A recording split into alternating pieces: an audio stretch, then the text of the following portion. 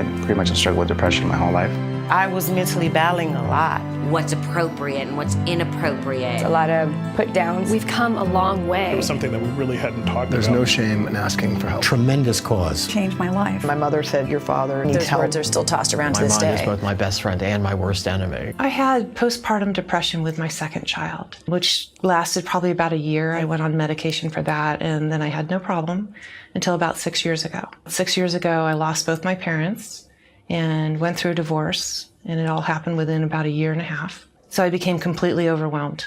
I kind of spiraled down and fell into a trap and a huge depression and, attempted suicide. I had a good childhood, but then I also had a bad childhood. I was molested as a child. My father, when I was 6 years old, he had a manic episode that was pretty extreme. We were told not to talk about it. Growing up with my mom, who had ADHD, and she didn't know, and we didn't know, was like growing up being governed by another kid. I had a kind of brief episode as a teenager where I walked home from school and I felt like the houses were communicating with me. As a man in society, I'm supposed to have my life together in my 30s, right? So who falls apart because of their feelings? The attraction when I first started doing drugs, it was just, being a teenager. I have a sister. During her first year of college, she ended up having an episode that frightened everybody. She was manic.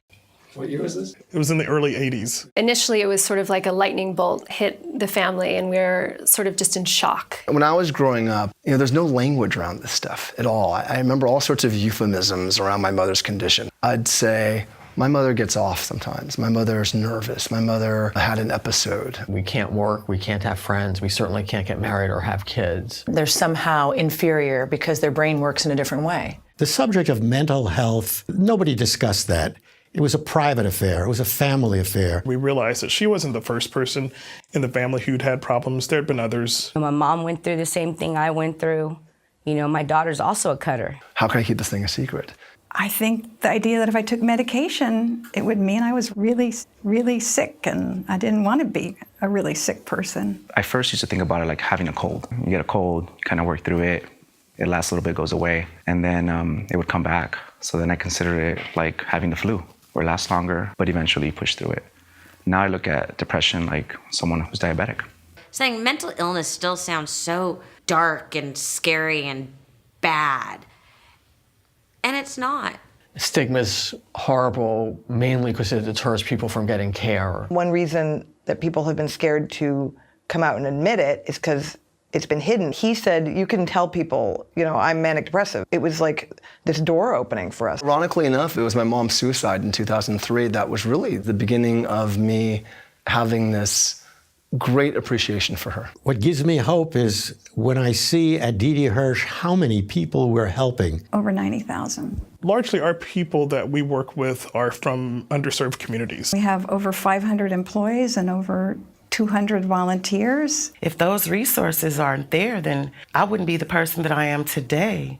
That's how we all get better, just supporting one another. And I think we're all fortunate to have Didi Hirsch. I know it matters because I was a person that was helped by an agency like Didi Hirsch, and now I'm a CEO. I became the first person in my family to go to college. 4 months ago, I started working the crisis line. I'm back to being a mother. I'm back to being me, a normal person. I really have a great life, and I have a great job. I have a wonderful husband and wonderful friends. My sister, she volunteers at a senior center. I think he was a terrific father, in spite of everything. What do you want your kids to know about you? That I never gave up. I want her to know that at one point in time, people need help, and one of those people happened to be her mother. If the problem, if you will, lies within us, so does the solution. I think people should remember that it's a disorder, not a decision. My vision is that at some point we won't be having these isolated conversations about mental health versus physical health. It'll just be about health, and preferably about wellness, which isn't just the absence of disease, but it's about having a full life. If you had to use a word to describe yourself, how would you describe yourself? Oh, goodness. Ambitious, a good friend, mentally ill. One thing I talk about when I speak about grief, it's something that everybody goes through. It's the old joke, death and taxes. Everybody's gonna go through it. Everybody's gonna lose someone, and everybody's gonna feel that pain at some point. And it's the one time in your life that it's amazing to consider yourself average. And I think if everybody stopped and said, we really all are the same, maybe then the stigma would start to go away. We all hurt. We all have stuff we're embarrassed by. You can't wish these things away. So why hide them?